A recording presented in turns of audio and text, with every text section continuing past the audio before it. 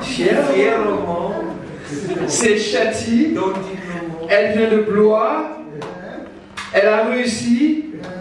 Est-ce qu'on peut acclamer pour Chati?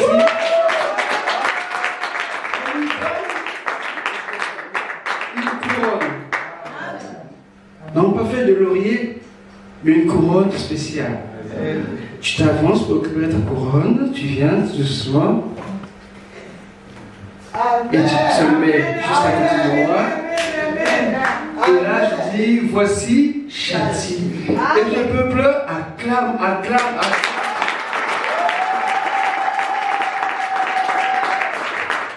Amen.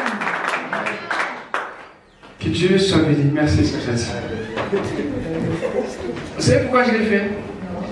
Jésus parlait souvent en parabole pour nous parler des réalités spirituelles qu'on avait du mal à réaliser. Amen. Et ce qui s'est passé là, c'est juste un exemple faible, mais ça se fera à échelle réelle là-haut pour chacun de nous. Amen. Si seulement vous persévérez, ça se fera. Et c'est pour ça ce matin, j'aimerais vous parler des couronnes. Amen. J'espère que tu n'as pas dit, ah, le pasteur encore parlé du péché. Amen. 2 Timothée 5. 2 Timothée 2, le verset 5. Vous allez voir pourquoi la sœur Chati est passée du milieu de vous. 2 Timothée 2, le verset 5. 2 Timothée 2, le verset 5. Et l'athlète n'est pas couronné s'il n'a combattu suivant les règles. Amen. L'athlète n'est pas couronné s'il n'a pas combattu selon les règles. Écoute, j'aime le foot, je regarde les matchs, mais sans adversaire, mon équipe ne sert à rien. Alléluia. Amen. Pour que mon équipe soit victorieuse, il faut qu'il en fasse un adversaire, une autre équipe. Et suivant les règles. Amen. Amen. Ceux qui courent aussi, c'est pareil. Tu ne dois pas sortir de ton couloir. Bref, tous les jeux pratiquement ont des règles. Et tant que tu respectes les règles et qu'à la fin tu réussisses, eh bien, tu es déclaré victorieux ou victorieuse. Amen. Partout, c'est défini comme ça. Et aussi dans la vie spirituelle, dans la vie chrétienne. Ça, vous le savez, j'en suis sûr. Amen. Et Paul dit à Timothée, c'est vrai que tu souffres. C'est vrai qu'on dit des choses sur toi. Tu vois des choses qui ne te plaisent pas. Et tout et tout. Mais c'est normal. Ça fait partie de tes épreuves. Une fois que tu auras réussi, à ce moment-là, comme un bon athlète, tu seras couronné. Les Romains faisaient des couronnes avec des feuilles lauriers, hein, quand on assaisonne nos plats. Amen. En ce moment-là, c'était réservé pour les vainqueurs. On faisait des tresses avec et on leur posait sur la tête. Vous voyez, dans les Oscars, je pense qu'on fait comme ça, c'est en or, un peu comme ça. C'est des patchs comme ça. C'est à peu près la même façon de procéder. Donc, ils ont vu que les feux, ça fait très facilement, donc ils ont mis en métal. Et donc, ici, Paul encourage Timothée parce que la vie chrétienne n'est pas toujours facile. Certains ont été rejetés par les parents, d'autres se sont éloignés parce que, voilà, à cause de leur foi, parfois même aussi au travail, dans la vie, on peut vivre ce rejet, ce jugement, c'est pas toujours facile. Ce dont nous sommes joyeux, c'est ici, où on peut louer, crier, glorifier le Seigneur non-stop. Voilà pourquoi nous avons besoin de le faire ici, faisons tout notre cœur. Parce que dans la semaine, c'est pas toujours évident. Le patron ne devrait pas que tu puisses dire dans son bus, Alléluia. Amen. Et dans le bus, quand je le dis, tout le monde va te regarder. Et devant la caisse, à Auchan ou Carrefour, quand tu payes, tu dis pas Alléluia. Amen. Alors, il y a des choses parfois qui ne sont pas toujours faciles, qui ne sont pas toujours compatibles avec la vie chrétienne. Et pourtant, ça fait partie de notre vie. Et à la fin, nous serons couronés. Et chacun aura sa couronne. Amen. ce que nous vivons, bien aimés, c'est pas vrai. La Bible dit que Dieu n'est pas ingrat pour oublier notre travail. Si nous sommes reconnaissants, à plus forte raison, le Seigneur des Seigneurs. Et je prie ce matin que tu sois encouragé dans ce que tu vis et dans ce que tu fais. Est-ce que quelqu'un aime Jésus? Amen. Alléluia. Amen. On va beaucoup lire. Amen. Donc, retenez votre souffle, c'est parti. Amen. 1 Corinthiens 9, le verset 25. Je vais donner quelques références. Ensuite, on lira au fur et à mesure. Donc, 2 Timothée 4, 8. Ça, c'est la deuxième référence. 1 Timothée 9, 25. Non, 1 Corinthiens 9, 25, pardon. Quelqu'un a déjà trouvé. 2 Timothée 4, le verset 8. Quelqu'un a trouvé aussi. Jacques 1, le verset 12. Quelqu'un a trouvé aussi. Quelqu'un dit, en même temps que j'ai lu la Bible, profite. Tu sais qu'on est là, je crois que tout le monde va avoir un verset. 1 Pierre 5, le verset 4. 1 Thessaloniciens 2, le verset 19. Et moi-même, je lis Apocalypse 4, le verset 4. En fait, on n'est pas vraiment concerné par ça. C'est pour ça que je me le réserve. Amen. Ok. Donc je reprends. 1 Corinthiens 9, 25. 2 Timothée 4, le verset 8. Jacques 1, le verset 12. 1 Pierre 5, le verset 4. 1 Thessaloniciens 2, le verset 19. Apocalypse 4, le verset 4. Oui, ça c'est à moi. Nous avons donc 5 références. Mais je suis sûr qu'il y en a d'autres. Mais du moins, par la révélation des Écritures, on a 5. Mais il y en a d'autres certainement. La Bible appelle ça aussi des récompenses. Amen. Amen. C'est notre vie chrétienne sera sanctionnée par une récompense à la fin. C'est pour ça que si tu cours, continue de courir, ne t'arrête pas. Si tu es fatigué, un frère, une soeur peut te relever, te soutenir, mais surtout n'abandonne pas. Ne compte pas les dimanches. Ne compte pas les jours de réunion de prière. Dieu te fait grâce, persévère. Continue, ne t'arrête pas. Amen. Vous savez, il y a un homme célèbre qui aurait été 2 fois champion du monde. Ça aurait été un record à la même pour ce pays-là. Mais à cause d'un excès ou un mouvement de nervosité, il a donné un coup de tête où il ne fallait pas. Et malheureusement, sa carrière s'est arrêtée là. C'était dommage. Amen. Alors il était sur le point d'arriver à battre ce record. Donc parfois tu es tout près d'arriver, mais parfois tu te laisses un peu gagner par des amis, des distractions ici et là, et ça t'éloigne petit à petit.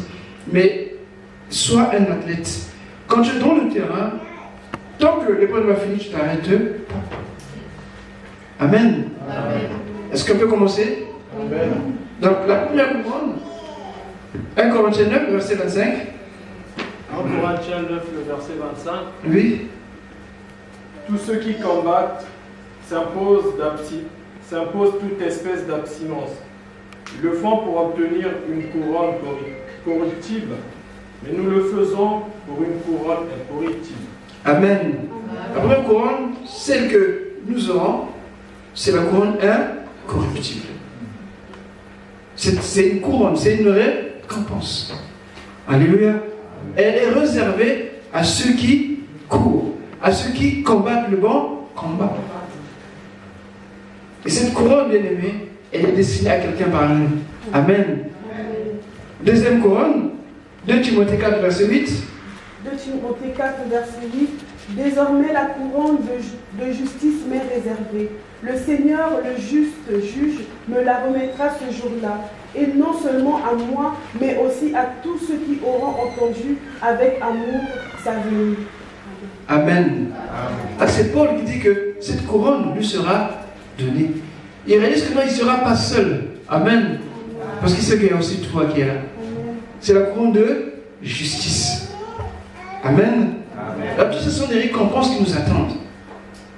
Troisième couronne, Jacques 1, le verset 12. Je lis du Seigneur.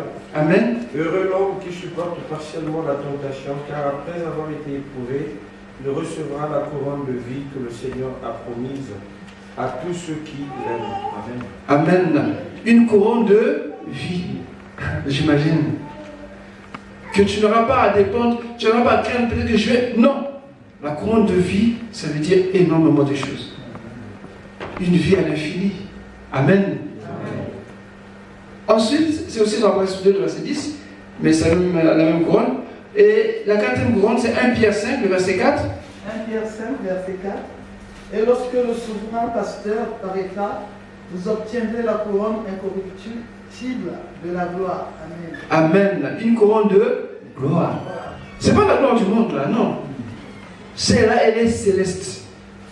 Et c'est pas une petite gloire qui dure une semaine, un mois, ou après on va voter pour. Non. Cette gloire, elle est éternelle. Une couronne de gloire. Donc vous vous imaginez, ou on s'imagine tous sur nos têtes des couronnes. Amen. Amen. Ensuite, 1 Thessaloniciens 2, le verset 19. Je lis au nom du Seigneur. Amen. Qui est en effet notre espérance ou notre joie, ou notre couronne de gloire. N'est-ce pas vous aussi devant le Seigneur Jésus-Christ, lors de son avènement? Amen. Amen. Il s'agit de la couronne des gagneurs d'âme. Et ça, elle est la portée de tout le monde. On va demander, est-ce qu'on peut avoir deux ou plusieurs couronnes à la fois? Quelqu'un peut répondre à ça? Non. Oui. Oui. Ah, moi je dis oui. Oui. Oui. Enfin, je ne sais pas. Hein. Mais je veux avoir. Alléluia. C'est Dieu qui donne. Amen. Et quand Dieu donne, il donne. Il ne dit pas que prends seulement un peu. Dieu ne donne pas avec parcimonie comme les hommes. Donc les couronnes sont nos récompenses. Elles nous sont destinées. Elles sont à nous. Elle est à toi cette couronne. La vie chrétienne, ce n'est pas seulement prier, jeûner, se lamenter, mais une joie qui t'attend. Et une récompense qui t'attend. Où tu seras glorifié. Comme on a vu la chose qui s'avançait, que ça soit comme ça au ciel. Parce que Paul voulait expliquer à Timothée ce qui se passait par rapport aux coutumes romaines. Parce que les Romains, les Grecs, vous savez, quand on fait les Jeux Olympiques, ça vient de la Grèce. Et à chaque épreuve, quand il y avait un vainqueur, tout le stade se levait. Et il y avait quelqu'un là-haut qui annonçait le nom du vainqueur, sa patrie, ses origines, et tout, un peu son CV. Alléluia. Et ils avançaient fièrement. Amen. Amen. Et tous se levaient et ils acclamaient. Jusqu'à ce qu'il arrive là-haut et reçoit la couronne. Mais ça, c'est les hommes. Mais tu et moi, ce sera les anges qui vont acclamer. Amen. Et tous ceux qui sont autour du trône là vont se lever pour te voir venir. Amen. Et tu vas marcher fièrement. Peut-être tu seras un peu timide. Mais rassurez-vous, on n'aura pas ce corps. Alléluia. Amen. Alléluia. Amen. Parce que comme on est défaut, tu peux perdre tes moyens. Amen. Mais tu seras autrement. Mais on se reconnaîtra. Ah, mais c'est la sœur Fanny. Ah, t'as dit quelle couronne? Ah, je cache. Alléluia. Mais toi, tu n'as pas eu. Ah, mais j'ai pas eu de couronne. Mais moi, mais parce que tu venais jamais. On te voyait jamais. Tu disais que je connais tout, je sais tout, mais Dieu dans le cœur. Eh oui. Alléluia. Parce que nombreux seront surpris et un peu tristes. Mais Dieu est bon. Ils disent en Ésaïe que Dieu essuiera toutes larmes. Parce qu'il y aura des gens qui vont pleurer parce qu'ils n'auront rien. Ils seront tristes, mais Dieu va les consoler. Ils seront sauvés, mais ils n'auront rien. Et c'est dommage. Il y a des gens qui ont de belles voitures. Parfois, il ne veut pas sortir, mais il faut qu'ils sortent pour qu'on voie la voiture. Amen. Et nous, au ciel, on sortira pour avoir nos couronnes. Alléluia. Je sais voir un tel à côté, mais j'ai même ma couronne. Je sors avec. Amen. Et ce sera comme ça. C'est pour ça que, bien aimé, je t'encourage, je t'exhorte, n'abandonne pas ta foi. Amen. N'abandonne pas l'Église, n'abandonne pas le Seigneur. Attache-toi, reste fidèle. Écoutez, en hiver, On se lève malgré le fois pour aller travailler parce qu'on attend un salaire. On ne fait peut-être pas de bon cœur, mais parce qu'on a des obligations, on a des responsabilités. On est obligé. Alléluia. C'est comme ça. Mais Dieu, il ne donne pas ces choses comme les hommes. Dieu, il donne des couronnes. Amen. Amen. Hein, quand il dit au ciel, nous serons couronnés. Amen. Amen. Parce que notre patrie, c'est là-haut. Parce qu'on dit, mais vous les chrétiens, vous rêvez, oui. On rêve. Hein? Rêve bien aujourd'hui qui rêvera demain. Amen. Apocalypse 4, le verset 4, ça parle des 24 vieillards qui avaient des couronnes d'or. Ah. Les 24 vieillards avaient des couronnes d'or.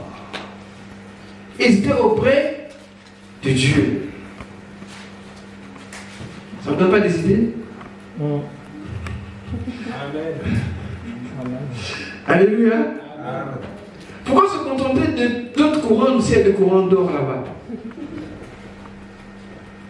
Écoutez, rien de ce qu'on fait ici ne passe inaperçu aux yeux du Seigneur.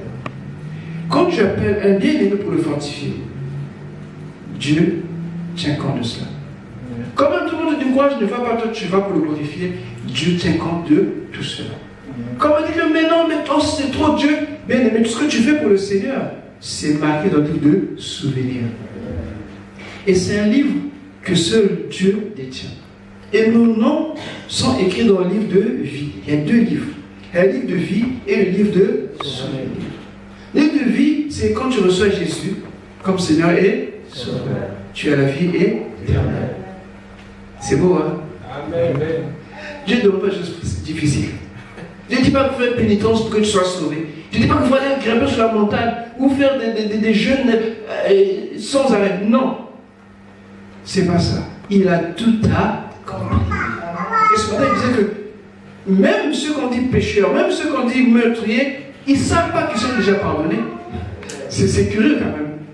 Et ceux qui sont dans le péché, qui sont dans des mauvaises choses, ils sont culpabilisés parce qu'ils pensent que Dieu est fâché contre eux. Oui, il était. Mais il a fait sa colère sur Jésus. Et donc, ils ne sont plus condamnés. Alléluia. Amen. Ils ne sont plus prisonniers ou captifs du péché. Mais seulement, ils ne veulent pas le savoir. Ils ne veulent pas l'entendre. Ou bien, comme on dit ce matin, des doutes ou la peur, je ne sais pas. Mais dites-leur qu'ils sont libres. Que Dieu les attend à bras ouverts. Parce qu'il y a plein de choses auprès du Seigneur. Donc, ces 24 vieillards, ils ont des couronnes d'or. Moi aussi, j'en voudrais bien. Amen. Non? Et j'en veux bien moi cette couronne. Amen. Et c'est ça des choses qui nous attendent. Durant notre vie sur la terre, Dieu sait combien c'est difficile. Dieu sait combien tu pleures. Dieu sait combien tu es rejeté. Dieu sait combien tu souffres, combien tu es déçu. Il le sait. Mais il ne t'a pas oublié. Dieu, il est dans l'éternité. Parfois, je me vois un peu comme Jean-Baptiste. Il est en prison. Il vient annoncer Jésus. Viens après moi. Mais il m'avait dénoncé. Je ne suis pas digne de délier ne fût-ce que c'est souligné. Mais qu'est-ce qui se passe? Il est en prison. Il est paniqué. Il dit, mais cet homme, c'est Jésus que j'ai annoncé. Est-ce que c'est bien lui? Mais pourquoi me laisse-t-il en prison? Mais je souffre, il ne voit pas que je ne travaille pas. Il ne voit pas que je n'ai pas de femme. Il ne voit pas que je n'ai pas d'enfant. Il ne voit pas que je souffre. Il ne voit pas comment... Jésus le sait. Dis dans ton cœur que Dieu le voit, Dieu le connaît. Dieu sait très bien, bien. Mais sa façon d'agir n'est pas comme notre façon d'agir. Alléluia. Et Dieu, quand il agit, il est donne, il sauve. Et parfois, ces questions-là nous trottent la tête. Mais je te dis ce matin qu'il y a une récompense pour tout ça. Et ça va te concerner tout ce que nous vivons sur la terre. Parce que c'est passager, ça va passer. Rien n'est éternel sur la terre. Tout va passer.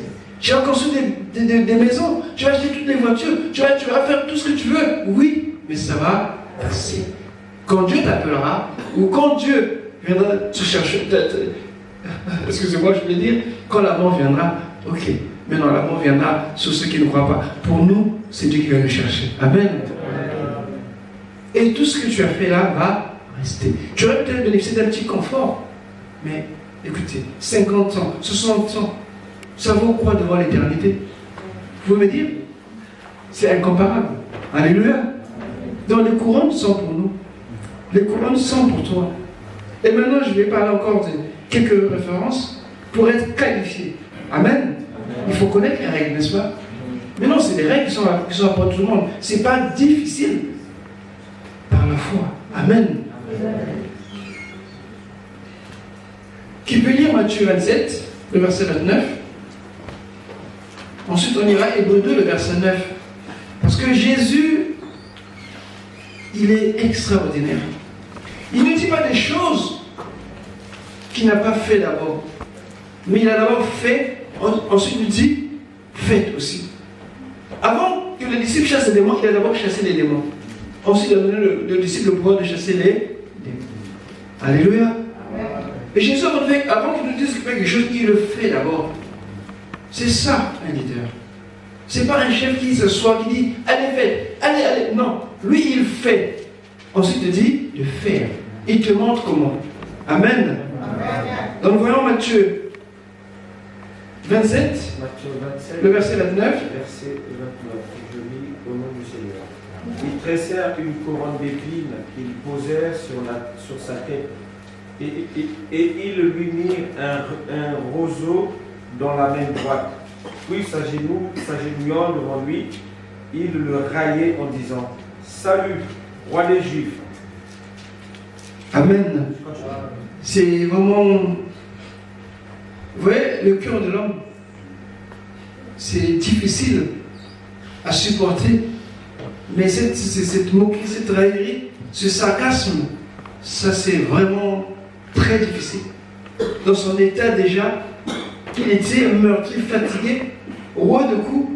Ensuite, une couronne d'épines, comme elle se faisait, c'était vraiment terrible. Ça, c'est le cœur de l'homme. Il est méchant par-dessus tout. Méfiez-vous de vos cœurs à vous-même. Je vous dis, parce que tu ne connais pas réellement ton cœur de quoi il est capable. Alléluia. Vous voulez un exemple? C'est peut-être bête, subtil, mais c'est un enseignement. Vous voyez les films d'action qu'on regarde? Amen. Non, tu ne regardes pas ça, ok. Mais la plupart regardent les films d'action. Regardez comment les actions se font. On peut supporter quand on torture quelqu'un, on regarde. C'est qu'un film. Amen. On regarde. On ne baisse pas les yeux, on regarde jusqu'à la fin. Mais en fait, c'est parce que notre nature correspond à ça. Et on résiste. Ça ne fait même rien du tout. Alléluia. Ça ne choque pas. Et c'est parce que justement, c'est ce qui est en chacun de nous. Cette part-là est là. Va notre souffrir, même si c'est que des images. Mais réellement, on ne peut pas supporter des choses qu'on n'aime pas voir. N'est-ce pas? Et pourtant, nous regardons certaines images qui sont choquantes. Et parce que dans nos cœurs, on ne sait pas les limites de nos cœurs. Dans ceux qui disent que moi, mon cœur, je me méfie. Alléluia. Amen. Parce que Dieu sonde les cœurs et les reins. Et si les soldats, vu l'état dans lequel Jésus était, ils n'ont même pas ménagé un peu. Encore fallait-il qu'ils mettent la couronne d'épines. Mais ils ne savaient pas que ce qu'ils faisaient était d'une manière, d'une autre prophétique. Parfois tu passes un moment difficile dans ta vie, on se moque de toi. Mais toi qui pries, non? Ton Dieu dit quoi? Ton Dieu fait quoi? Ah, moi, je sors ça chaque fois. Amen. Quoi? Mais tu pries, non? Tu n'as pas prié? Mais il faut prier. C'est pour ça que je dis pas ça bien aimé quand il y a un problème. Je dis plus va prier. Ça ne sert pas. Prions. Ok? Mais je dis pas va prier. Parce que tiens, le frère il prie. C'est comme si tu mettais un doute. Alléluia. Amen. Mais les choses, ceux qui sont spirituels, ils vont dire, mais il faut prier, hein? Ah, ton cas est compliqué. Ah, tu as jeûné? Tu as vu ton pasteur? Vous avez fait la délivrance? Et... ça, c'est ce que le cœur de l'homme est. Jésus est là couronné d'épines. Vous savez, ça fait mal. Vous savez, les ronces, on les voit là. Mais même quand tu passes, si tu es en Bermuda, ça fait mal sur la partie qui n'est pas protégée. Et on t'enfonce ça sur la tête. Et la tête, c'est là, il y a plus de nerfs, donc c'est plus sensible. Imagine la douleur. Cette douleur que Jésus a vécue, pour nous, ça peut être une situation qui dure, qui perdure, qui fait mal. Alléluia, ça peut arriver. Et tout de suite après, nous lisons Hébreux 2, le verset 9. Hébreux 2, le verset 9. Hébreux 2, le verset 9. Amen. Mais celui qui a été abaissé pour un peu de temps au-dessus des anges, Jésus, nous le voyons couronné de gloire et d'honneur à cause de la mort qu'il a souffert, afin que par la grâce de Dieu, il souffrit la mort pour tous. Amen. Nous voyons comment que Jésus était descendu aussi bas. Même un esclave on ne pouvait pas infliger à un esclave le traitement que Jésus a subi. Ce n'était pas possible. Non. Vous savez que les Romains, même eux-mêmes ne crucifiaient pas les Romains. La crucifixion, c'était que pour ici on appellerait des rebelles. En fait, ceux qui connaissaient l'ordre romain ou la politique, cela était crucifié. Mais pour les vols, généralement on ne crucifiait pas, sauf pour des délivrements graves. Donc même un esclave n'était pas même d'être crucifié, mais Jésus en a crucifié. Et celui qui a été abaissé, ridiculisé, aujourd'hui, comment? Il est couronné de gloire. Il est couronné de gloire. Et vous dites que ce que nous traversons ici prépare pour nous un pot de gloire là-haut. Et ce sont ce que nous avons dit, les récompenses. Chacun aura sa récompense. Veille à cela dans ton cœur, garde. Pour que quand le moment d'ici viendra, tu te souviennes que là-haut tu n'es pas oublié. Que tu sois comme un athlète qui est en train de courir dans le terrain, qui est en train de passer des preuves pour réussir. Et pour ça, tu as le Saint-Esprit, tu as la parole, tu as la prière avec toi. Tu as aussi les frères pour te soutenir, pour t'aider, parce que tu n'es pas seul.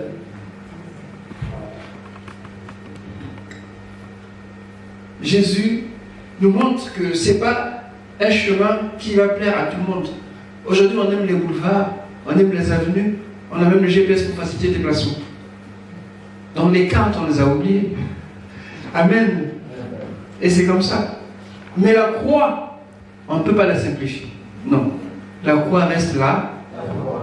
Et c'est après la croix que tu auras la récompense. Quelqu'un là? Amen. Dites pas que vous êtes triste. Non. On a bien commencé, hein? Amen. Alléluia. Amen. Il y avait la chose tout à l'heure. Parce que la croix, c'est un peu compliqué quand même, j'avoue. Mais c'est la croix. Amen. Amen. C'est la croix. C'est le moyen que Dieu a choisi pour sauver le monde. Il n'y a pas d'autre. C'est pas par tes œuvres, pas par ta gentillesse. Aujourd'hui, le monde, ils aiment quand il est gentil, Oh non. Parfois, c'est agaçant. Et c'est devenu comme si c'était la norme de tout. Mais non. Tu peux être gentil dans ton cœur, tu es aussi méchant, aussi noir que moi. Alléluia. Non, mais c'est comme ça le monde. Ils vous disent non. La croix reste là. Tu ne peux pas détourner la croix. Et la croix fait mal. Amen. Mais ce mal, Dieu le change en gloire. Et ce passage est obligé. Tu ne peux pas aimer Jésus sans aimer la croix. C'est impossible. Mais aujourd'hui, le monde aime le Jésus des miracles, mais il n'aime pas le Jésus qui a été crucifié. Et quand c'est comme ça, pasteur, tu me condamnes. Pasteur, tu as des messages trop durs. Alléluia. Amen. Amen. Amen. Ah, je vous aime tous. Amen. Donc, la première chose à savoir, je dirais, c'est aimer le Seigneur, l'amour du Seigneur. Jean 14, 15, il dit, si vous m'aimez, gardez mes commandements. Aimer le Seigneur doit être la base. Tout ce que tu fais doit être basé sur l'amour du Seigneur. tu vois, quand même ce que tu vis, ce que tu souffres, aura une autre amour de Dieu dans ton cœur. Ça sera difficile. Ça sera très difficile. L'amour du Seigneur. Aimer Jésus.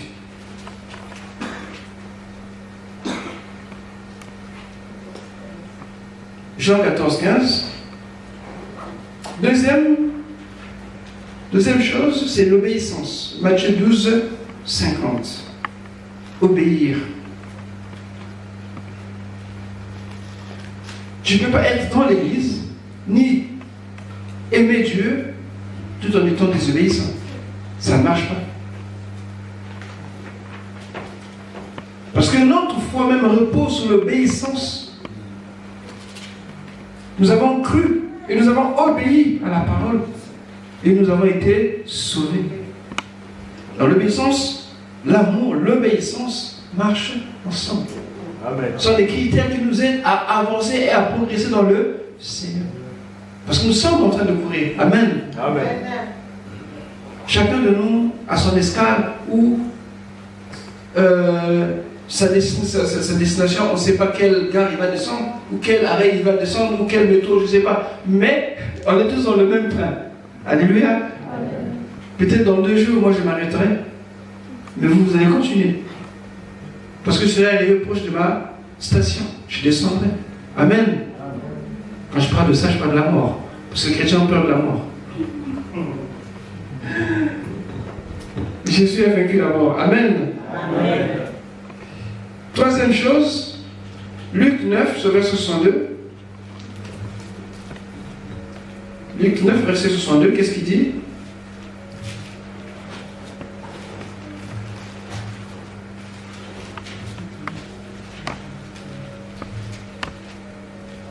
Luc 9, verset 62. Jésus lui répondit, « Quiconque met la main à la charrue et regarde en arrière n'est pas propre au royaume de Dieu. » Amen. Déjà, il est disqualifié. Il n'aura pas de couronne celui-là. Pourquoi? Parce qu'il est partagé. Il aime Dieu, enfin, et il veut aussi rester attaché à ses parents. Mais c'est compliqué. Cet amour que tu parles entre Dieu et tes parents va t'emmener loin. Dieu, il n'y a pas de compromis. Ou c'est le Seigneur, ou c'est le monde. Tu es libre. Moi, je sais qu'on dit pas même souvent, je dis ça. Mais c'est pas grave. Parce que tu ne peux pas dire que j'aime Dieu et au même moment aussi que ma famille. Parce que il ne s'agit pas d'avoir ma famille, non. Il s'agit de mettre Dieu à la première place. Dieu peut demander des choses qui peuvent choquer ta famille. Que tu peux faire par amour pour le Seigneur, que ta famille va dire ne le fais pas. Alors qui va-tu écouter? Pierre a dit quoi? Mieux vaut obéir à Dieu qu'à la tradition des hommes. Il y en a qui aiment même plaisir aux parents. Mais devant Dieu, tu seras seul. Hein? Il n'y aura pas un parent qui va dire, ah, il a fait ça pour nous. Hein? Je ne sais pas. Tu seras seul et tu vas regretter. Pourquoi j'ai fait ça? Celui qui a dit cette parole n'est pas bête, il est Dieu. Alléluia. Amen. Il sait les relations que nous avons. Il nous a donné des parents, il nous a donné la famille, des enfants. C'est une grâce. Alléluia. Amen. Mais ça veut dire qu'on doit le mettre en parallèle ou bien en égalité avec ce qu'il nous a donné. Non, ça ne marche pas. Dieu d'abord. Le Seigneur doit prendre toute la place. Et nos décisions doivent toujours être conformes à la parole, à la volonté du Seigneur. Et c'est pour ça que Jésus dit à cet homme-là, écoute, quiconque met la main à la charrue et regarde en arrière n'est pas propre au royaume de Dieu. Il a l'église, mais de le Seigneur, il ne le connaît pas. Parce que son cœur n'est pas totalement au Seigneur. Il est partagé. C'est comme quelqu'un en train de travailler, en train de labourer avec une charrue. Parce que tu dois tenir avec les deux mains normalement. En ce temps-là, c'était les bœufs qui tiraient. Et si tu regardes en arrière, le sillon sera comme ça. Non, ça ne marchera pas. Et cela parle de quoi? Ça parle de l'intégrité de la loyauté envers Dieu. Amen. Amen. Matthieu 16, verset 24.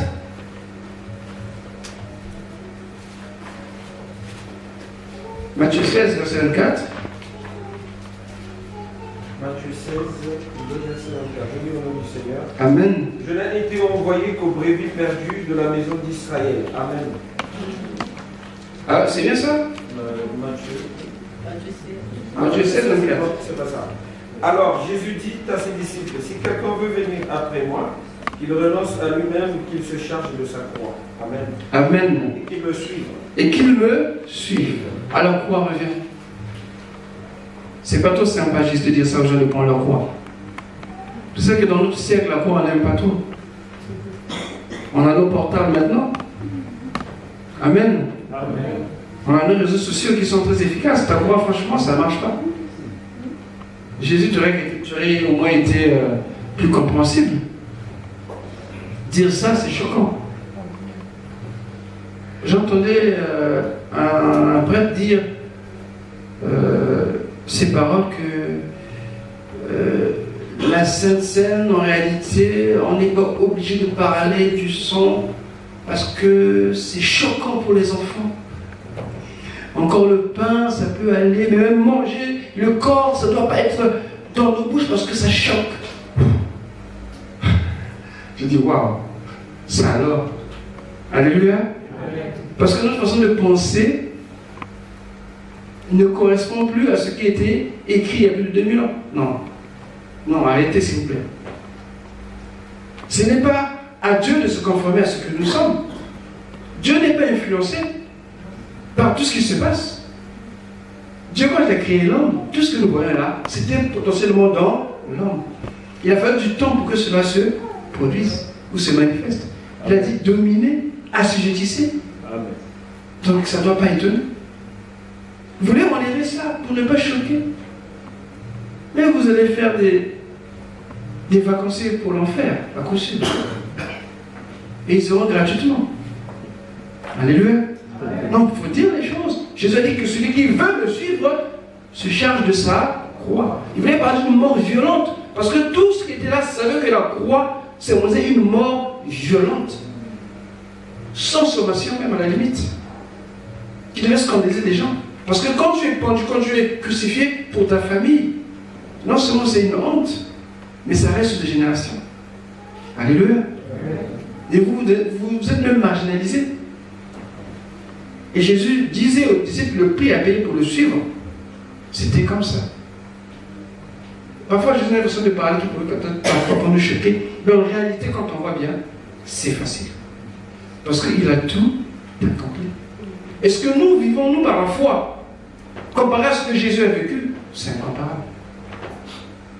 Parce que nos soucis, généralement, c'est le quotidien. Amen. Amen. C'est le quotidien. Mais il dit que le quotidien, on devait prendre soin de lui-même. Parfois, nous sommes surpris des choses qui nous arrivent. Mais comment ça s'est fait? Parce que justement, la foi que tu as t'a précédé. C'est parce que tu as prié 40 jours. Amen. J'en connais qui prient même 60 jours aussi. Mais qui n'ont rien. En fait, c'est des choses comme ça que parfois nous oublions, nous mettons de côté. Mais la croix est réelle. Et il dit, celui qui veut me suivre se charge de sa croix. Accepte la difficulté que ça peut imposer comme un choix. Mais tu ne regardes pas ça parce qu'il a dit, je suis avec vous tous les jours. Je ne vous abandonnerai point, je vous délaisserai point. Amen. Et ça, parfois, la croix fait comme une sorte d'ombre. On ne voit pas, on voit que, ah, moi, aller à l'église, ah, prier, ah, moi, tu sais, c'est compliqué. Non, c'est pas compliqué. Si tu as de l'amour envers le Seigneur, c'est pas compliqué. Qu'est-ce que tu peux faire que Dieu ne peut faire pour toi? Alléluia. Donc, la croix. Et enfin, 1 Corinthiens 4, le verset 2. Ici, on parlait d'un engagement sans faille. Quand tu t'engages, engage-toi réellement. Ne dis pas que bon, aujourd'hui je suis bien, demain ça ne va pas. Non.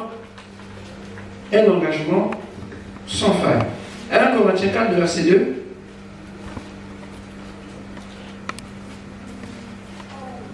« 1 Corinthiens chapitre 4, verset 2. Du reste, ce qu'on demande des dispensateurs, c'est que chacun soit trouvé fidèle. » Amen. Donc ici, ça concerne tous ceux qui servent pour la plupart, tous ceux qui sont déjà actifs. Pour les autres, critère, tout le monde est concerné. Mais un plus pour ceux qui servent le Seigneur. Où que tu sois, quoi que tu fasses dans le Seigneur, ce qu'on te demande, c'est que tu sois trouvé, comment? Fidèle. Comment? Fidèle. Ah, parce que moi je vais faire ça. Moi je... Oui, viens. Après, tu disparais. On te cherche là, on te voit plus. Mais tu as bien commencé, mais qu'est-ce qui s'est passé? Dieu est fidèle. Il est miséricordieux et il est fidèle. C'est sa nature. Et il attend de ses enfants et de ses qu'ils soient fidèles. Il y en a qui commencent sur un coup de tête. Il a vu que c'est bien, tout le monde est là, tout le monde acclame, lui aussi va faire. Mais non. Et après, il se décourage, il abandonne. Non. Ce qu'on demande au dispensateur, c'est la fidélité. Même si c'est peu ce que tu fais, c'est paraît petit, même si sinon c'est grand, parce que Dieu ne récompense pas la quantité, mais la fidélité. Amen. Ce que nous confie, il ne demande pas que tu puisses. Non, non, non. Parce que c'est Dieu qui fait le pas. C'est Dieu qui multiplie. Mais ce qu'il demande, c'est d'être fidèle. Mais la fidélité est de moins en moins rare. Beaucoup deviennent infidèles. Il commence, il s'arrête, il est baptisé, il disparaît. Il commence à prier, il disparaît. On lui confie des responsabilités. 2-3 fois après, il disparaît.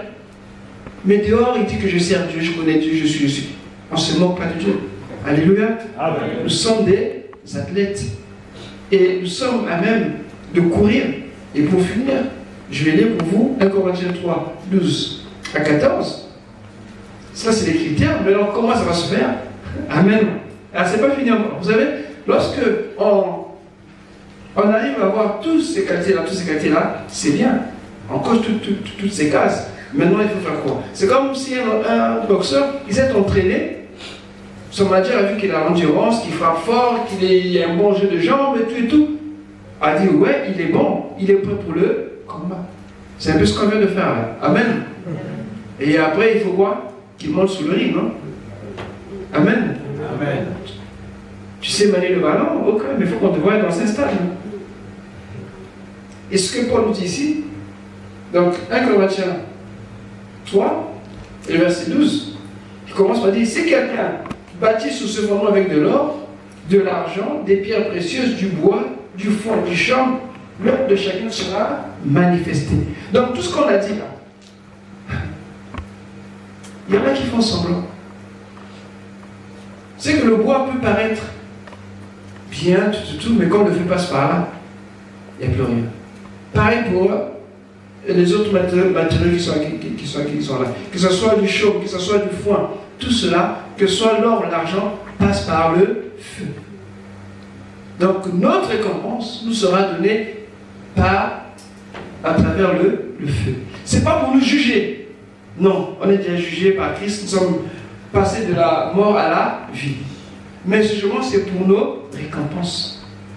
Pour voir si ce qu'on a fait pour le Seigneur tient bien. Ne sera pas consumé par le feu.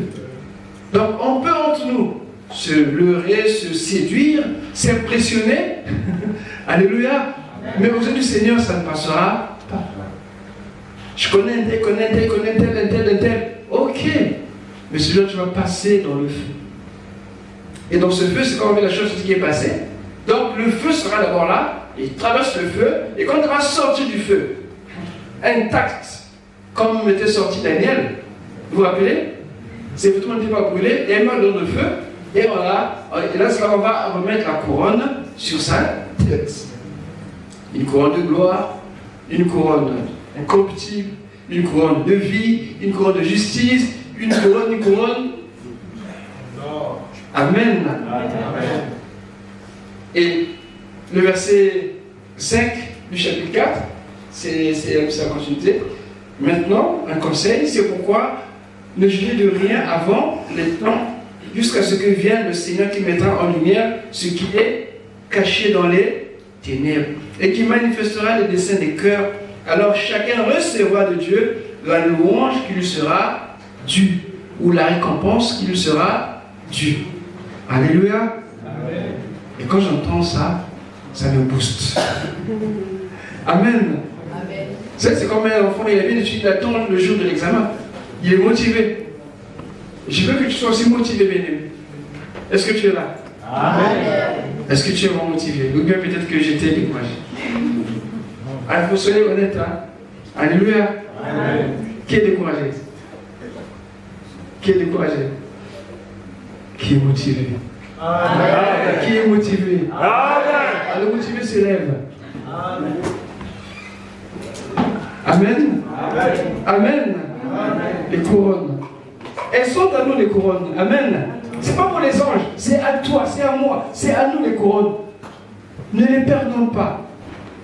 Ayons un objectif, recevoir les couronnes. Imaginez que vous passez des myriades des anges. Et une voix dans le ciel se fait entendre. Qui prononce, qui annonce ton nom. Oh non, j'imagine. Alléluia. Et même les petits anges sont là pour venir voir. Mais c'est qui? Et tu passes au milieu d'eux là. Alléluia. Quel spectacle. Tout le ciel le verra. Aujourd'hui, quand tu as des matchs de foot, toute la terre va te regarder les matchs. Amen. Amen. Mais pour toi, tout le ciel sera connecté. Amen. Et on te verra passer. Alléluia. Amen. Donc ce qui t'en beaucoup, il a bien aimé, c'est rien du tout. Regarde à Jésus. Amen. Et dis-lui quelque chose. Père, nous bénissons ton nom. Nous te rendons toute la gloire. Parce que tu as un plan merveilleux pour chacun de nous. Et tu as prévu pour nous de très bonnes choses, Seigneur. Nous prions que tu nous donnes, Seigneur, l'endurance, la persévérance, les qualités nécessaires afin de persévérer comme toi tu as combattu, tu as persévéré et tu as triomphé. Même aussi en toi, nous triomphons, non pas par nos forces, mais par ta force, par le Saint-Esprit qui agit. Oui, Seigneur, toi qui es une église victorieuse, triomphante, nous voulons faire partie de cette église, des vainqueurs. Seigneur, ceux qui entendront le son de la trompette, la voix de l'archange, qui seront enlevés, Seigneur, de cela nous voulons faire partie dans le nom de Jésus. Je veux dire, arrière de moi fatigue, arrière de moi raisonnement, arrière de moi tout ce qui me trouble, tout ce qui m'empêche, arrière de moi dans le nom de Jésus. Seigneur, renouvelle encore mon engagement, mon amour pour toi, pour te suivre, pour te servir. Seigneur, d'être porte quand tu m'appelles. Je bénis ton salon parce que tu es le chemin, la vérité et la vie. Je loue ton nom de tout mon cœur dans le nom puissant de Jésus. Merci Seigneur. Amen. Amen. Amen. Amen. Que Dieu vous bénisse.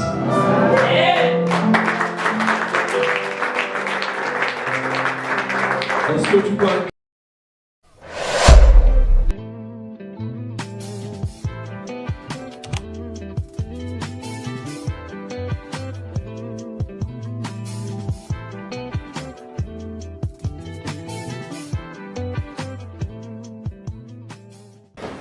Exode 9.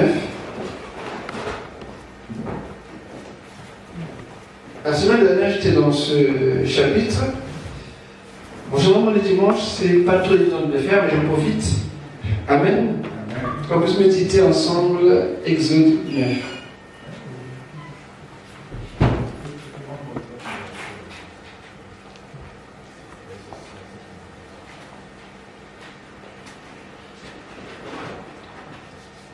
On prendra quelques versets.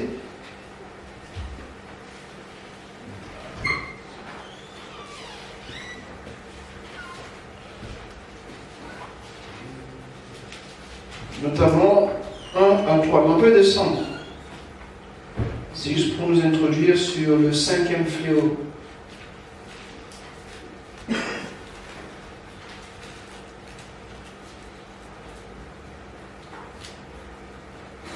Et si quelqu'un peut intervenir dans la salle, le micro, je pense qu'il faut les mettre à portée. On a le temps, on aura quelques minutes devant nous. Amen, on en profite. Amen. Amen.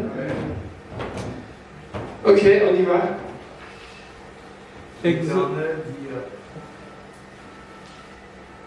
L'Éternel dit à Moïse, va vers le Pharaon, et je lui dirai, ainsi parle l'Éternel, le Dieu des Hébreux, laisse partir mon peuple, afin qu'il me serve. Si tu refuses de le laisser partir, et si tu le retires encore, la main de l'Éternel sera sur ton cheptel qui est dans la campagne, sur les chevaux, sur les ânes, sur les chameaux, sur le gros et sur le petit bétail. Il y aura une peste très grave. Amen. Amen. Oui, tu peux relire. Celui qui veut lire avant. L'Éternel dit à Moïse. Non, j'allais lui frère. Exode chapitre 9 du verset 1 au verset 3. L'Éternel dit à Moïse, va vers Pharaon et tu lui diras, ainsi parle l'Éternel, le Dieu des Hébreux, laisse aller mon peuple afin qu'il me serve. Si tu refuses de le laisser aller, et si tu le retiens encore, voici la main de l'Éternel sera sur tes troupeaux qui sont dans les champs, sur les chevaux, sur les ânes, sur les chameaux, sur les bœufs et sur les brebis. Il y aura une mortalité très grande. Amen. Amen. Quelqu'un d'autre? On peut tous lire, c'est bien. Amen. L'Éternel dit à Moïse, va vers Pharaon et tu lui diras, ainsi parle l'Éternel, le Dieu des Hébreux, laisse aller mon peuple afin qu'il me serve. Si tu refuses, je te laisserai. Si tu refuses, je le laisserai aller.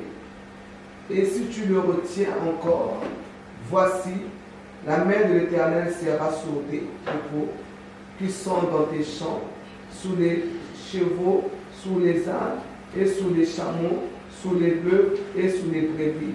Il y aura une mortalité très grande. Amen. Amen. Oui, nous continuons.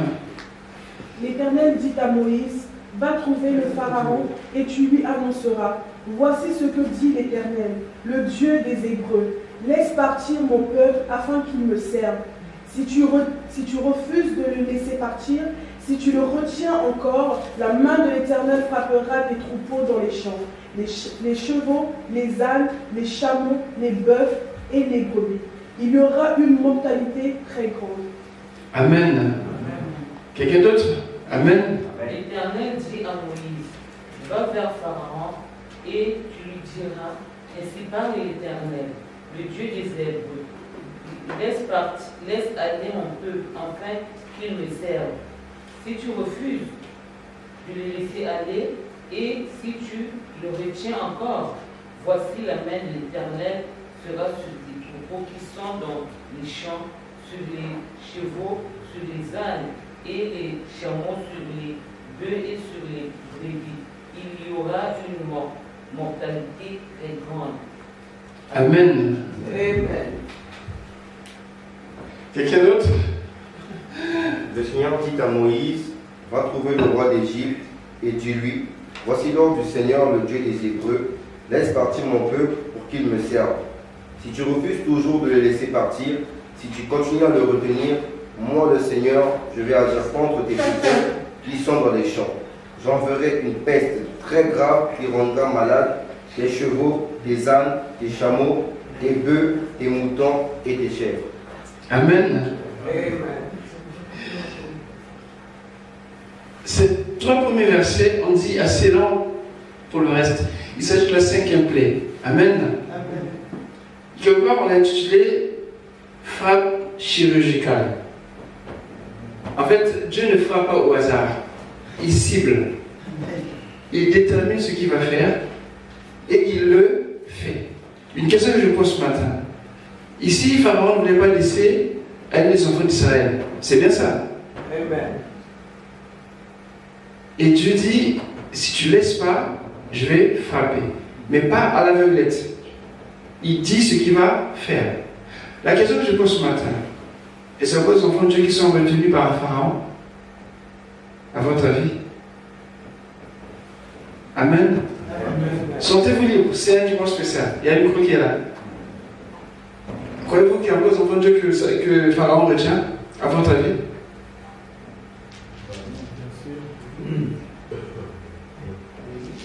Amen. Amen. Mais dites. Oui. Oui. Il y a encore des enfants de Dieu que Pharaon retient. Oui. Comment? Par le système moderne aujourd'hui, par exemple. Par exemple? Un exemple un peu plus, un peu plus concret. Je dirais la mode, par exemple. Pardon? La mode, par exemple. La mode. Ah oui. C'est général le péché. Les dirigeants. Vous êtes vraiment sûr que le Pharaon, le diable retient les enfants du Dieu encore? Vous êtes vraiment sûr aujourd'hui? Réfléchissez un peu quand même. Juste un tout petit peu. Réfléchissez un peu. Est-ce que vraiment, aux deux enfants qui sont retenus par Pharaon? En Christ, non. En Christ, a tout accompli. Et c'est voilà le jeudi, l'importance du jeudi. On va faire jeudi le dimanche. Amen. Amen. Oui, c'est vrai que quand on lit ça, on le voit comme ça. Mais je pense que si on renverse la phrase, on se rend compte que c'est pas vraiment Pharaon qui le retient aujourd'hui, mais c'est nous-mêmes qui le devenons. Nous ne voulons pas sortir de l'Égypte. Alléluia. Là-bas, Dieu a dit à Pharaon de libérer parce qu'il voulait sortir. Mais aujourd'hui, Dieu a tout accompli. Mais on ne veut pas sortir. Et on a dit ce Pharaon, il veut me laisser sortir. Amen. Amen. Et ça, c'est la première chose que je remarque quand on lit du verset 1 au verset 3. Mais il y a autre chose encore. Je disais ça pour ceux qui sont curieux peuvent continuer à lire. Mais déjà là, Dieu pose les bases de son action. Et aujourd'hui, nous voyons dans la vie, nous sommes libres. Christ nous a affranchis. Même ceux qui ne prient pas, Jésus a déjà payé le prix pour eux. Amen. Alléluia. Amen. Donc en réalité, plus personne n'est captif ni esclave du péché. Seulement, ils ne le savent pas, je pense. Ou ils ne veulent pas. Il y a deux choses. Soit ils ne veulent pas, soit ils ne savent pas. Ça me fait penser à des prisonniers qui chaque jour, voilà, cherchent la liberté, ils demandent la liberté. Et un jour, ils voient la porte de la prison ouverte. Je dis, c'est pas un piège ça, vous êtes sûr que si on sort, on ne va pas nous décapiter dehors? Et il dit, non, mais c'est ouvert, on peut se dire, ah non, je connais ce roi, je connais le geôlier là, je pense que il fait ça pour nous piéger, je pense pas. Moi, je reste ici, je suis en sécurité, je préfère ne pas sortir. Toi, tu peux toi à partir. Amen. Vous voyez, il discute comme ça. Et il dit, bon, je vais quand même aller voir si vraiment c'est un piège. Il dit, ah, attention, on connaît, toi tu vas perdre ta vie. Mais qu'est-ce qui se passe? Celui qui ose, celui qui essaie, réalise que, tiens, mais je suis vraiment libre. Alléluia. Amen. Et celui qui reste en prison, c'est parce que on peut sortir, parce qu'il croit, il pense avec un faux raisonnement, avec un mensonge, et il reste en prison. Mais il se plaît d'être en prison, ou il se plaît aussi, on ne sait pas. Et il demande, ah, quand est-ce que je vais être libre? Mais tu es libre. Alléluia. Amen. Vous voyez, c'est des choses comme ça. Pharaon, c'est vrai que Pharaon, c'est parti, c'est fini. Mais aujourd'hui, ce n'est plus Pharaon, c'est maintenant spirituel. Et comme il y a des gens qui sont même dans l'église aussi, sont dans cet état. Qui se demandent encore si réellement, il ne faut pas que Dieu, s'il faut que Dieu vienne les délivrer, mais ils sont déjà délivrés. Amen. Amen. Quelqu'un voit autre chose? C'est juste un aperçu. Des fois, c'est l'habitude. Hein. L'habitude? Parce que là, tu viens de parler de la prison. Il y en a qui sont des fois en prison. Ils se disent que si je vais dans le monde, c'est une nouvelle chose. Ma vie va changer. Je suis habitué là. Je mange là. Je dors là. Je ne travaille pas. Là, je suis nourri, logé et tout ça. Si je sors dans le monde extérieur, je vais aller chercher du travail. Des fois, c'est l'habitude, pasteur. Des fois, c'est l'habitude. Oui, c'est possible. C'est possible. Ou bien, parfois, c'est la peur aussi. Parfois, c'est la peur. Parce que la réalité, vous vous rappelez, ce dimanche, je vous parlais d'une sœur qui en avait prié pour elle, elle était guérie. Elle n'était pas contente. Le père a dit, alléluia, gloire à Dieu. Elle a été fâchée. Il dit, mais qu'est-ce que tu as? Il dit, mes allocs. Comment je vais faire maintenant mes allocations? Parce que la source devait savoir qu'elle est maintenant guérie. On devait couper les allocations. Il fallait maintenant qu'elle aille travailler. Amen. C'est vrai que parfois il y a ça aussi. Mais d'une manière spirituelle en général, vraiment, Jésus nous a libérés. Jésus nous a vraiment libérés. Qui que tu sois, tôt ou tard que tu le connaisses, il t'a déjà rendu libre. Autre chose, Dieu dit,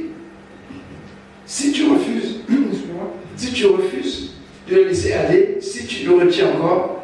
Voici l'homme éternel sera sur tes troupeaux qui sont dans les champs, sur les chevaux, les ânes, les chameaux, les bœufs et sur les brebis.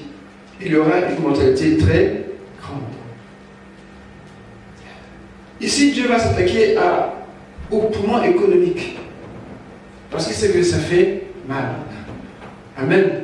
Vous savez que le pouvoir d'un roi, ou sa puissance d'un pays, c'est souvent l'économie, c'est pas la politique.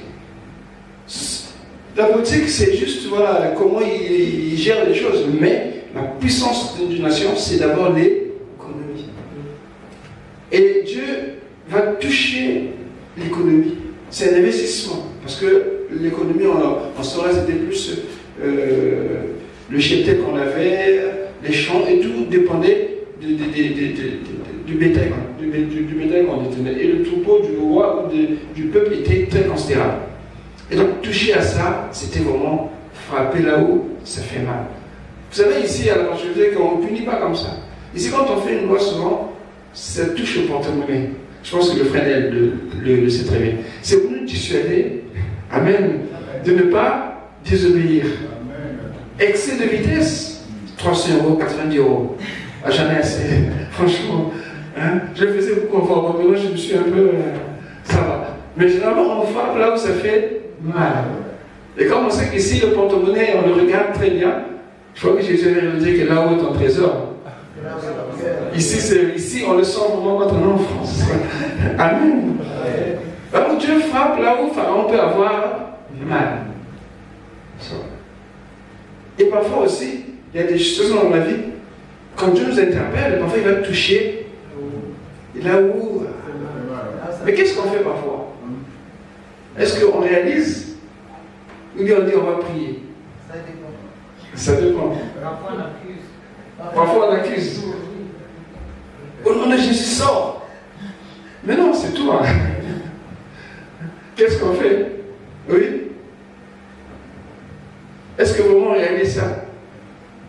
Des fois on se rétracte. Ah oui? Des fois on se rétracte. C'est plus facile quand c'est sur quelqu'un d'autre que de regarder sur soi. C'est très facile. La plupart des choses que nous condamnons, nous n'aimons pas, c'est pas que. Non, c'est souvent parce qu'on voit ça chez les autres. Mais non, jamais sur soi-même. Et là, on est très fort. Là, souvent, on a le discernement. Ça ne rentre pas. Amen.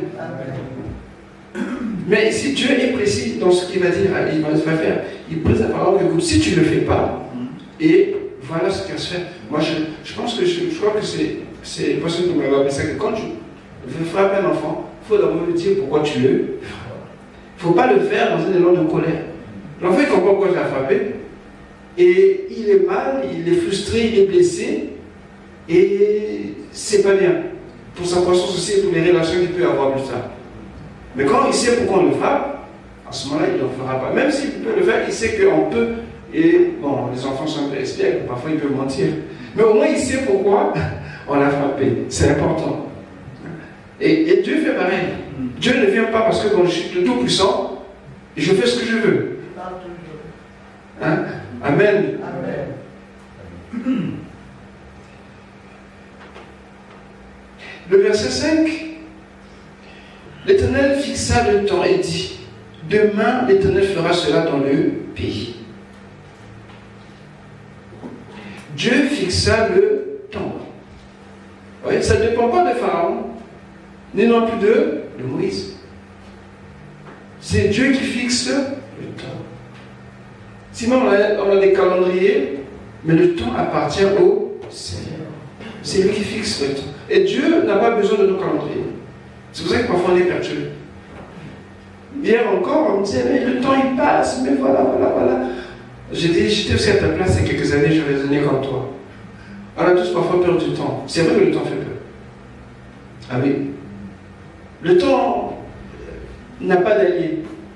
Il n'est allié avec personne. Il est le temps, il est neutre et impartial, il est le temps. Mais il obéit à une seule personne, Dieu. Le temps connaît son maître. Il y a une chose que j'avais avec un philosophe, il y a très longtemps, il était content de l'expliquer. Bon, c'est vrai que ça fait plaisir quand tu écris sur des sujets comme le temps, sur la recherche, beaucoup de choses comme ça. Il m'a expliqué, et j'écoutais.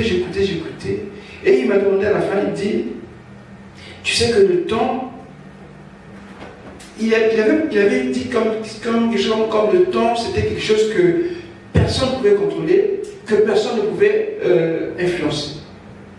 Et l'esprit me met à cœur, mais lui parle du temps qui est défini, mais moi je suis éternel. Alléluia. Et je lui ai dit, mais oui, le temps c'est bien, mais le temps, dans l'infini, le temps il disparaît. Et il m'a regardé. J'ai dit, j'espère que je n'ai pas dit une bêtise. Amen. Mais je pense qu'il avait compris ce que je voulais dire. Dieu fixe le temps. C'est pas Pharaon qui fixe le temps. C'est pas le diable qui fixe le temps.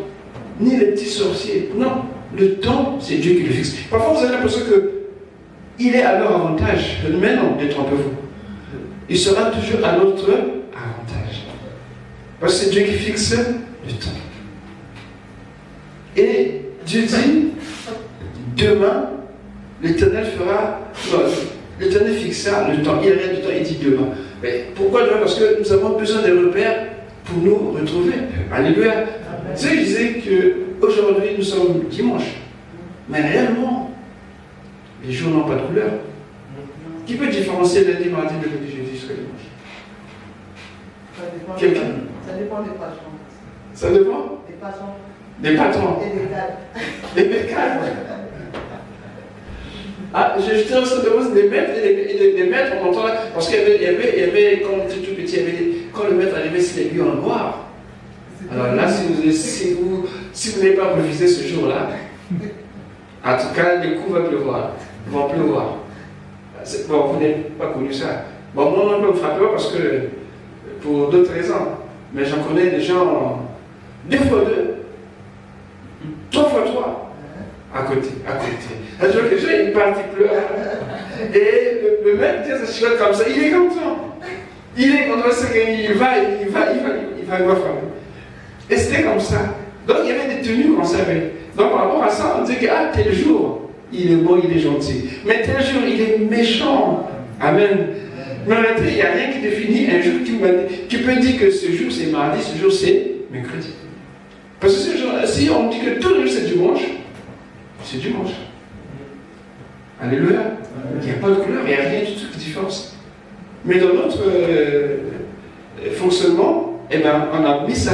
Et c'est aussi de Dieu. Amen. Parce que pour le Seigneur, il ne peut pas faire des choses comme ça.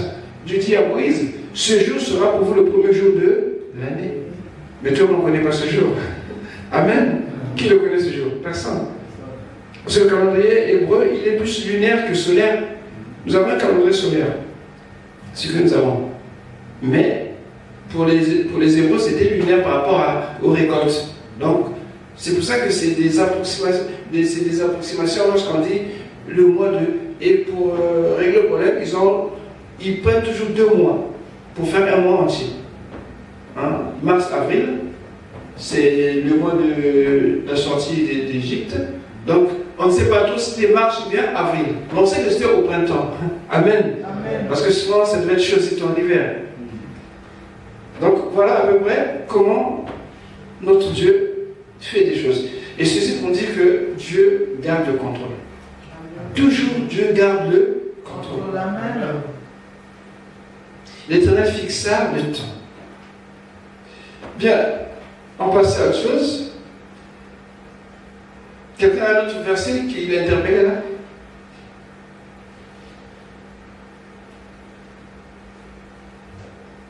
Je ne sais pas ce que le pasteur fait. Lui, le pasteur il essaie de le faire. Lui, il nous fait prêcher. Il prêche avec nous les dimanches. Il essaie de faire un peu, mais moi, c'est plus les partages. Amen. Oui, il y avait un verset. Verset 8.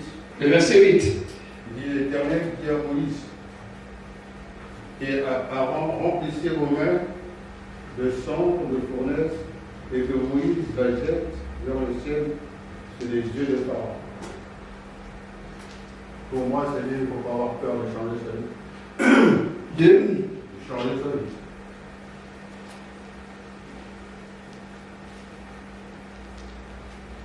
Ok, le verset 8. Bon, là, on est sur les ulcères. Que Dieu va frapper les hommes et les animaux. Le verset 8, C'est des gestes, oui. Le verset 8, je veux dire par là que Dieu peut utiliser tout ce qui est devant nous pour faire un miracle. Amen. Il n'a pas besoin d'autre chose, mais ce qui est devant toi, Dieu peut l'utiliser pour faire un miracle. Tout à fait. Aussi subtil que ce soit, faible ou méprisable, Dieu est à même de faire quelque chose. Et moi, je remonte au verset 7. Oui. Le verset 2. Vas-y.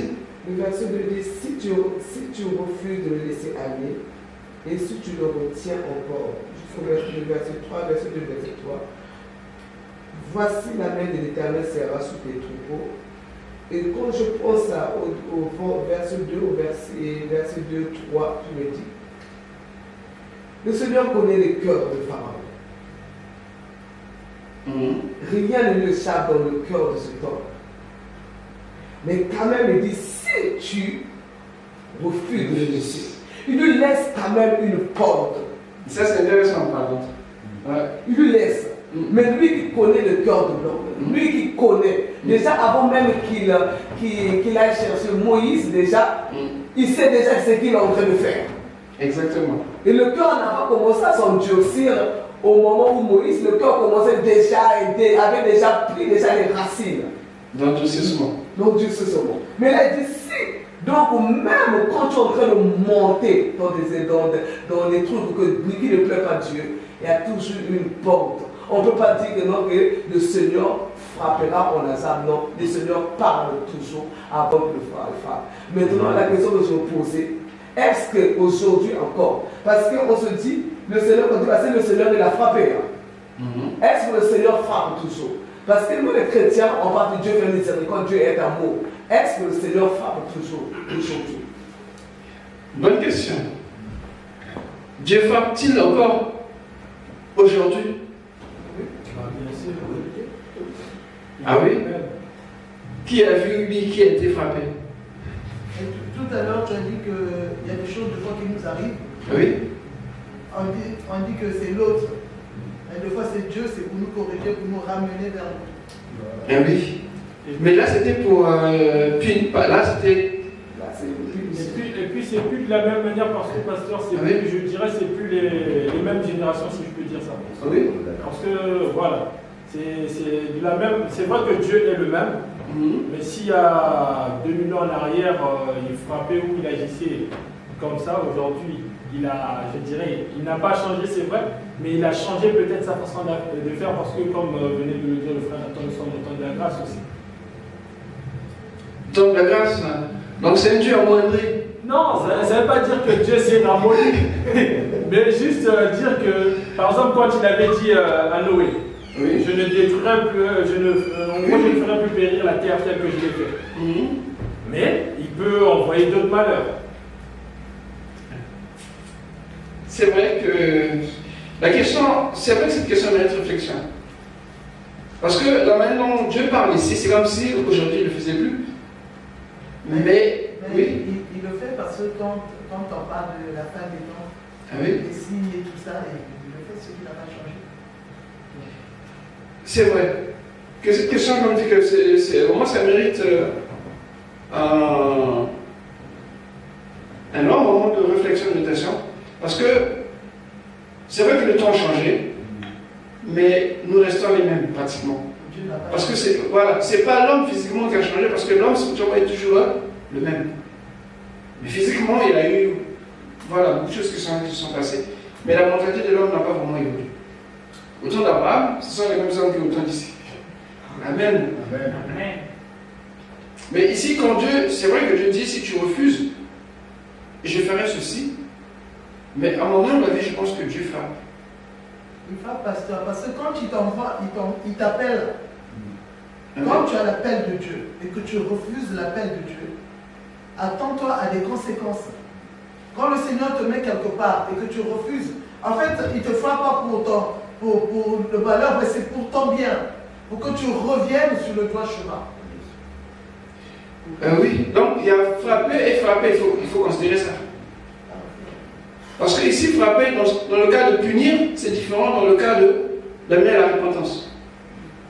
Par exemple, là, dans le cas du chapitre, c'est plus un jugement. C'est plus un jugement, oui. Oui, de connaissance. Je disais, c'est comme nous avons nos enfants, c'est vrai qu'on les frappe, c'est pour les corriger en fait. Oui. Dans l'Éternel aussi, c'est pareil. Il te frappe, c'est pas parce que il te frappe pour que tu reviennes à la normale. Mais je pense que le verset 7 le dit. Pour t'emmener sur le droit chemin pour comprendre ça. Le mot frapper est trop fort parce que le français c'est le Non, le verset 15 plutôt. Le verset 15 à 16, je pense qu'il le dit implicitement. Le verset 15 à 16. Oui, de toute façon, quand on fait quelque chose, il y a toujours des conséquences. Elles peuvent être bonnes ou mauvaises. Le verset 15 à 16. Quelqu'un peut lire? Vous pouvez lire? Je crois qu'on a la réponse, oui. Verset 15 à 16. Si j'avais étendu ma main et que je t'eusse frappé par la mortalité, toi et ton peuple, tu aurais disparu de la terre. Ah.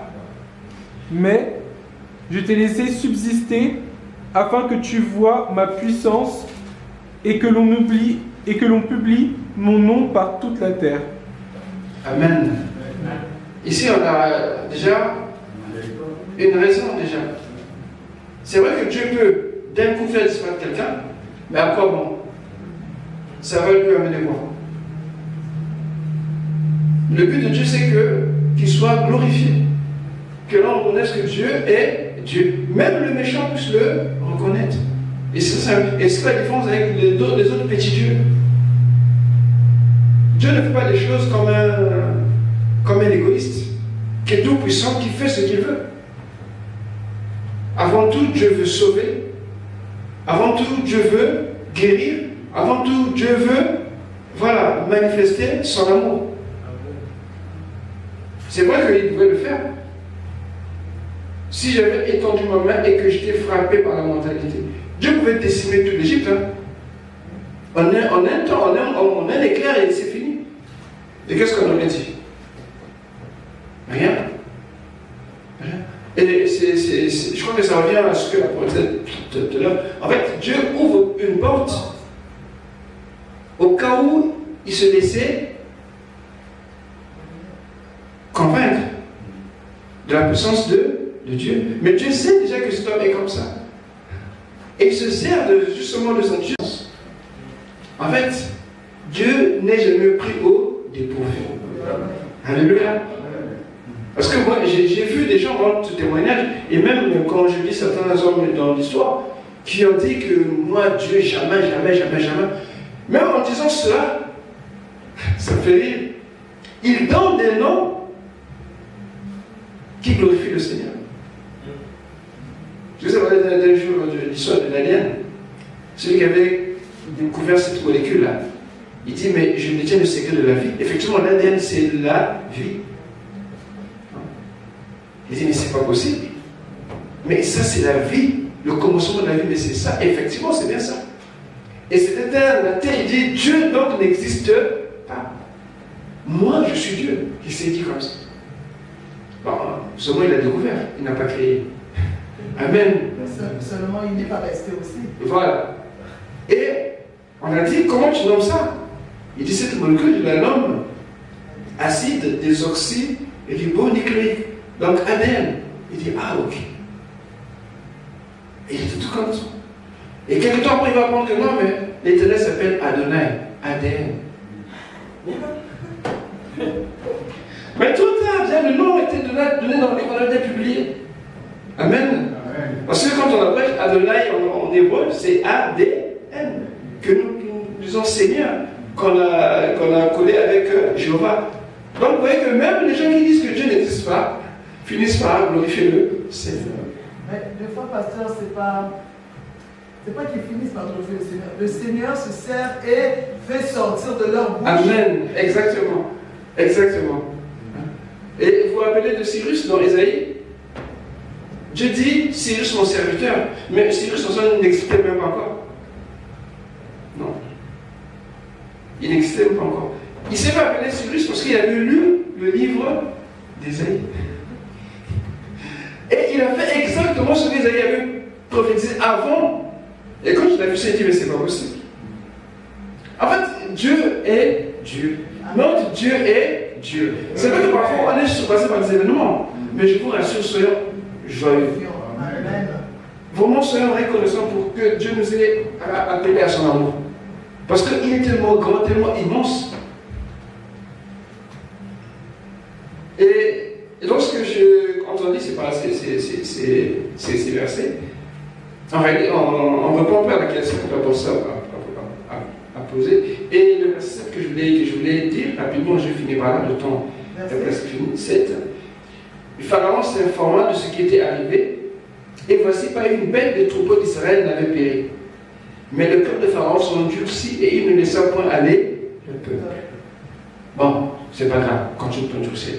Mais ce que je vois ici, c'est quoi? C'est que Pharaon va s'informer. Ce que Moïse a dit, et il va s'informer auprès de ses serviteurs. On dit les mêmes choses. Ça c'est bien. Mais que fait-il après? Rien. Et ça me ramène ici. Il y a des gens qui connaissent que Jésus existe, que Jésus est Dieu, que Jésus sauve, mais qui n'acceptent pas. S'informer, ce n'est pas être transformé. Ce n'est pas la même chose. Il y a des gens qui sont bien informés concernant la Bible, plus que toi et moi. Alléluia. Il y en a qui connaissent bien. Ça me rappelle ce script. Jésus l'a vu, il a aimé. Il a dit, suis-moi. Mais il a dit, non. Et l'autre, il dit, ça c'était le jeune homme riche, mais un autre a dit, tu n'es pas loin du royaume des cieux. Mais il n'était pas dans le royaume. Il n'est pas loin, ça ne veut pas dire qu'il est dedans. Il y a encore un chemin à faire.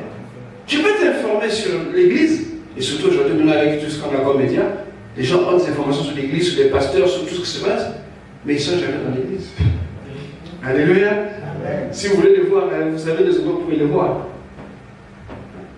Voilà un peu ce que je voulais vous partager. J'étais en train de méditer sur ça, ça me fait une semaine de cela. J'avais à cœur de le faire à la cellule, mais je ramène ça aujourd'hui. Amen. Amen. Est-ce que ça va? Amen. On a été édifiés? Amen. Alors on va se lever. On va bénir notre Seigneur.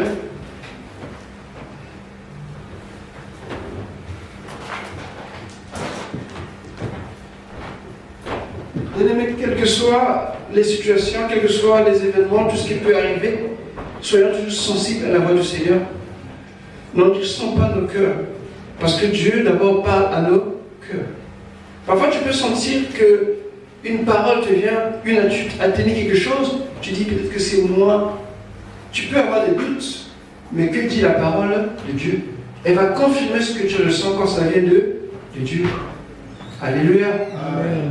Vraiment, soyons sensibles et soyons obéissants. Et regardons toujours vers notre Dieu. Parce qu'il nous aime. C'est la première chose que nous devons connaître de Dieu. Notre Dieu, c'est son amour pour nous. Amen. Père, nous te bénissons, te rendons gloire. Sois béni, sois loué, toi qui nous parles d'une manière tantôt d'une autre, pour ce moment de méditation ensemble.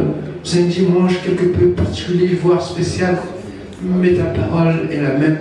Et je crois qu'elle a été dans nos cœurs ce que tu as voulu pour nous, Seigneur, dans ta volonté. Ainsi, nos cœurs, Père, te recommandons.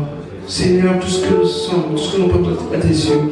Seigneur, laisse que ta parole encore trouve en nous toute la place, dans le nom merveilleux de Jésus. Seigneur, sois loué, sois béni, parce que le temps est à toi et tu fixes les échéances. Et donne-nous à ne pas craindre le temps, donne-nous, Seigneur, à ne pas nous inquiéter, quoique parfois les choses sont parfois difficiles, parfois, oh Seigneur, sont même hostiles à notre endroit, mais toi, tu as la maîtrise du temps, parce que celui-ci t'obéit. Et nous avons Dieu, notre Créateur. Voilà pourquoi en toi nous refugions, Seigneur. Nous croyons que c'est toi qui peux changer toutes choses, Seigneur, pour nous. Tu as même transformé, Seigneur, ce que l'homme ne peut transformer pour nous. afin de frayer un chemin. Sois béni, sois loué notre Dieu, que ton nom soit ainsi glorifié. Amen. Soyez bénis. Amen.